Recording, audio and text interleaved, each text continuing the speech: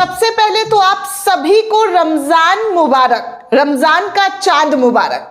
दोस्तों, आज जो खबर बताने जा रही हूं उस खबर से सुनकर बीजेपी की सत्ता तो हिल ही रही है, लेकिन मोदी शाह के लिए भी बड़ी आफत का सबब बन चुका है। जी हां, बिल्कुल सही सुना आपने।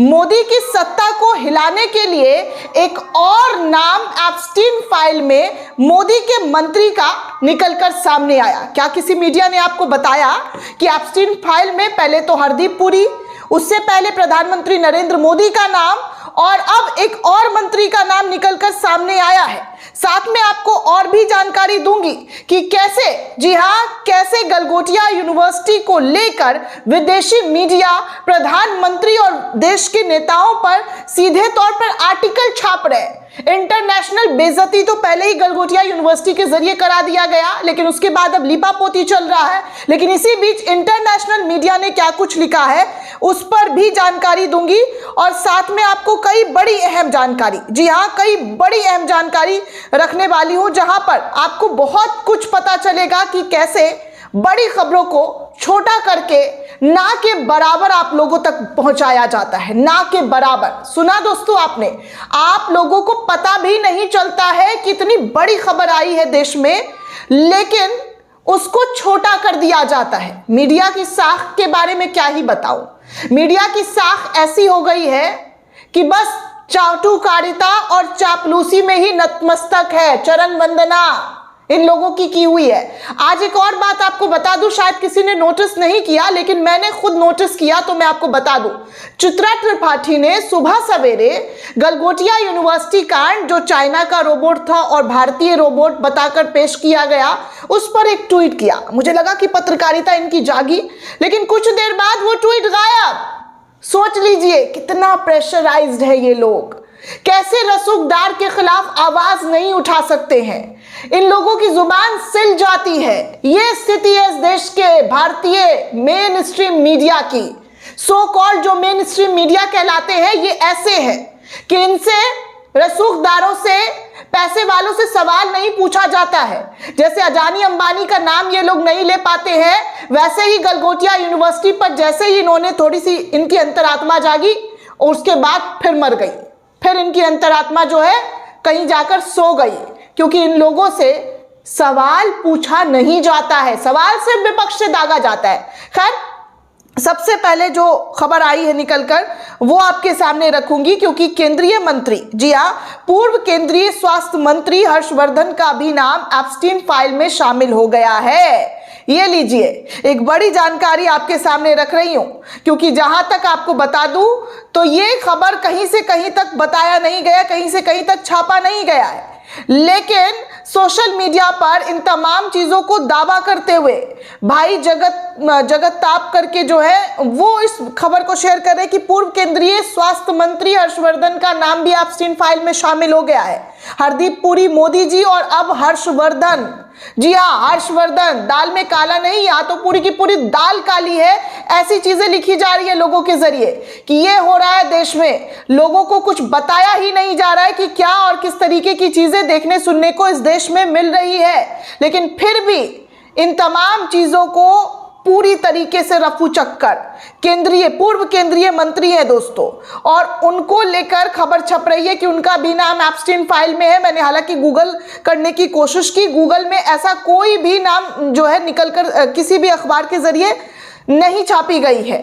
खैर, क्या है सत्यता क्या नहीं है ये तो बाद में ही पता चलेगा इन तमाम चीज़ों को, क्योंकि रिपोर्ट लगातार सामने आ रही है। सोशल मीडिया पर भी मैं देख रही हूँ कि किस तरीके से जो है खबरें लिखी जा रही है कि एक और नेता का, एक और बड़े नेता का नाम सामने आया है। और अब देखिए कि कहा जा रहा है कि केंद्रीय मंत्री, जो पूर्व केंद्रीय मंत्री है स्वास्थ्य मंत्री, उनका नाम है। मतलब आप समझिए कि हरदीप पुरी का नाम तो पहले ही था, विपक्ष ने पहले ही अल्लाह काटा हुआ था। पहले उन्होंने 4-5 बार कबूलनामा किया कि 4-5 बार वो आए हैं, मतलब एप्स्टीन से मिले हैं, लेकिन अब खबर ये आ रही है कि 4-5 बार नहीं, बल्कि कांग्रेस के जरिए दावा किया गया 14-15 दफा मिले हैं। 14-15 दफा। आप सोच रहे हैं दोस्तों कितनी बड़ी चीजें और कितने बड़े बड़े आरोप जो है वो लगाए जा रहे हैं।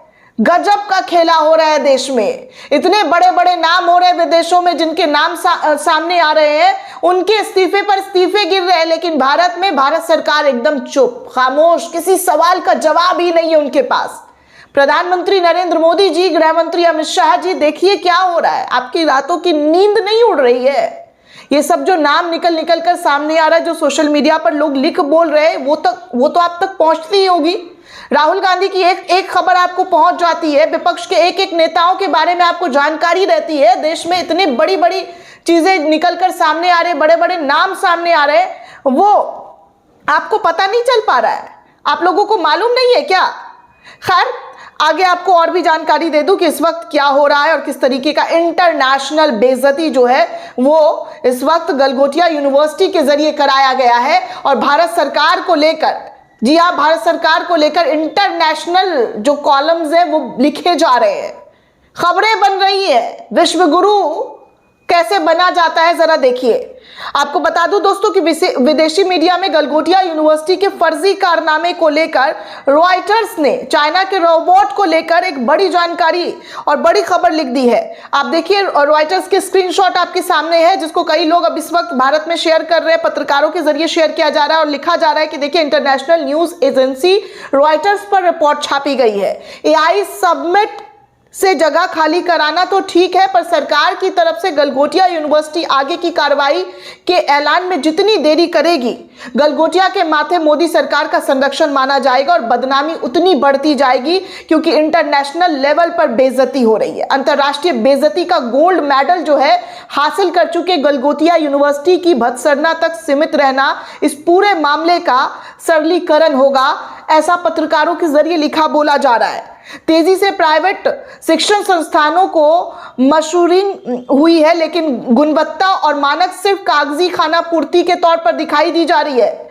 वही सरकारी संस्था की रैंकिंग भी जिस रफ्तार से गिर रही है, वो चिंता का बड़ा विषय बनता जा रहा है कि कैसे सरकार के जरिए जो चीजें लिपापोती करने की कोशिश की जा रही है, वो इंटरनेशनल तौर पर जो है और भी ज्यादा घातक दिखाई दिया जा रहा है। अब आप सोचिए दोस्तों कि हमारे देश में इतनी बड़ी बड़ी चीजें हो जा रही है, लेकिन खाना पूर्ति के लिए गलगोटिया को AI सबमिशन से बाहर का रास्ता सूत्र के हवाले से खबर निकलकर सामने आ रही थी। लेकिन हकीकत क्या है?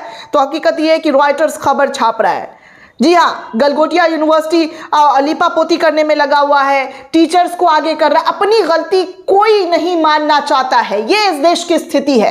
कोई जिम्मेदारी तय ही नहीं है कि भैया हमसे गलती हुई, हमने गलत किया है, हमने इंटरनेशनल लेवल पर बेइज्जती करवा दी है, तो भाई बड़े लोगों पर गाज गिरना चाहिए। नहीं भाई, ऐसा कैसे हो सकता है? बड़े लोगों को कुछ नहीं होना चाहिए, छोटी मछलियों पर गाज गिरे। अब देखिए, एक और खबर सामने आ रही है कि गलगोटिया यूनिवर्सिटी ने माफी मांग ली है। यह भी कहा है कि professor Neha Singh ILL inform थी। नेहा को रोबोट के बारे में टेक्निकल जानकारी नहीं थी। नेहा ने कैमरे पर आने के उत्साह में तथ्यात्मक रूप से गलत जानकारी दे दी। नेहा प्रेस वार्ता करने के लिए अधिकृत ही नहीं थी। मतलब जैसे मैं कह रही थी कि बड़े बड़े लोगों को जो है नाम, ये तमाम चीजें जो है उनका बच रहा है और दूसरे लोगों पर ठीकरा जो है वो फूटता हुआ नजर आ रहा है। ये इस वक्त की बड़ी जानकारी और बड़े हालात आपके सामने है। हमारे देश में फर्जीवाड़ा यूनिवर्सिटी चल रहा है, उस यूनिवर्सिटी के कारनामे लगातार देश के सामने आ रहे हैं, लेकिन फिर भी क्या है, तो कोई कुछ नहीं बोल रहा है। कोई भी, जी हाँ, कोई भी किसी भी तरीके से आवाज बुलंद नहीं कर पा रहा है। कार्रवाई के नाम पर बस नेहा टीचर है, प्रोफेसर है, तो उसको आगे कर दिया गया। सोचिए इसके पीछे कितने लोग होंगे, क्या क्या हो रहा है। इतने हजार बच्चे गलगोटिया यूनिवर्सिटी में पढ़ते हैं दोस्तों, लेकिन क्या उनके भविष्य के साथ गलगोटिया यूनिवर्सिटी के लोग खिलवाड़ नहीं कर रहे हैं? आज खबर बना है, कल फिर नॉर्मल हो जाएगा, नॉर्मलाइज कर दिया जाएगा। ये इस देश की स्थिति, ये इस देश में तमाम चीजें, जहां पर बड़ी चीजों को भी छोटा बना दिया जा रहा है। बड़े बड़े कारनामे में, बड़ा बड़ा कांड में नाम आ रहा है, लेकिन उन कांड पर चर्चा होने की बजाय, इस्तीफा होने की बजाय सब चुप और खामोश बैठे हुए हैं।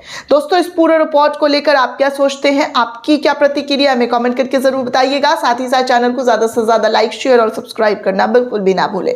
जय हिंद, जय भारत।